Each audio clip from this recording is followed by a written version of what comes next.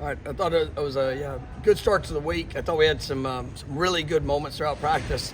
One of our faster starts. As we've been continuing to build and push. Obviously as you're getting into the first day of kind of introducing some of the looks you'll see, some of the different things to expect. We got to clean up some of the execution on it. But all in all, I thought our guys came out with the right approach. We just got to continue to push. For that continued growth in every area, and ultimately a lot of competition. We know what's ahead here this week. Great opportunity to go and get better, and but I thought it was a good start to the week, and things will clean up, and we'll continue to move forward.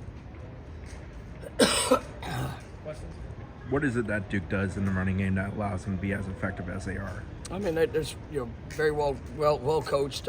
Know how to create leverage, create angles. They'll use multiple surfaces. They'll try to make your eyes lie to you. They do a good job in misdirection, and then they've got good players. I mean, they got two guys that have been all ACC performers up front. I think it's a really good, tough, and aggressive offensive line. You sit there and you look at the backs, and those backs they're really good football players. If you don't go and bring everything you have in tackling, they'll run through you, and then you get them in open field and they can run by you. So it's a really good group of that. And then obviously the vertical passing game, you have to make sure that you're over the top of all things, which if you take another hat out of it to be able to do that, then it opens up some opportunities there in the run game. When you had Coach Johns on your staff, what did you like about him? What's he like? He's really smart, great person. Cares about the guys he coaches. He comes to work every day. With the proper attitude of trying to make an impact, and you see it in how they play. He's they play tough. They play physical. Very very well. You can always tell what they're trying to accomplish in the things that they do, and so, he's just a really good coach.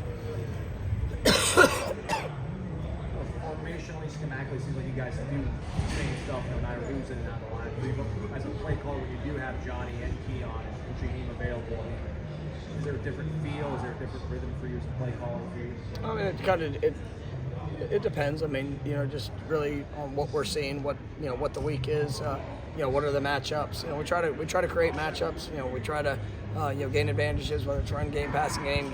Ultimately, we don't dictate what the defense does, but we can adjust and make sure that as we're going through it, we're trying to put our guys in the best position to achieve success. And that's a fun part of what I get to do. And we have a great offensive staff that puts in a lot of time trying to identify just whether it's tendencies or areas where we can try to gain a schematic advantage, but then it definitely comes down to the players and trying to allow them an opportunity to showcase their playmaking ability. Isaiah hasn't gotten a ton of opportunities in games yet, but obviously he's flashed. Yeah, he has, and he's earning more opportunities. And Rodney coming back, I think he'll be back in full swing here this week. We've got a good backfield, and you sit there and you look at four guys that can really go and get it, and even CJ Campbell had a nice 19-yard run last week. We got a really good impressive group, and so they work. Keziah has a great future. I'm excited about the steps that I've seen, and then when he gets in the games, he makes plays. So he's going to continue to increase as he shows that consistency throughout the course of practice. No, I think that trusting tracks, trusting blocks, trusting himself and the things he can do. He got here as a little light, and he's got great feet, great hands. He's been making plays here since he got on campus. But you see the toughness as a runner. You see the trust and fitting in the tight places. And when he gets in the open field, he knows how to make people miss. So I just think he's really an all-around back. You watch him in protection. He's going to throw everything he has into it. I think gaining that weight has helped him as well. But he's just he really is a complete back, and so I love coaching him. You guys respect every opponent, obviously. Duke is not a traditional power. They've not been a power. When you show the film to your team of this Duke team, and what they did to Clemson, how they played against Notre Dame, I assume you don't have to tell them, hey, get your level of respect. No, you watch film and you see really good players. You see really they've been productive. They've done everything they needed to do. They're one play away in that Notre Dame game that you kind of felt for them for how it all played out. But it was. This is a very, very talented team, and it's one that you don't need to give a motivational speech to any of our guys, because they know the challenge that's ahead, and it's going to take our best game. And I'm looking forward to the continued week of preparation. But yeah, our guys know.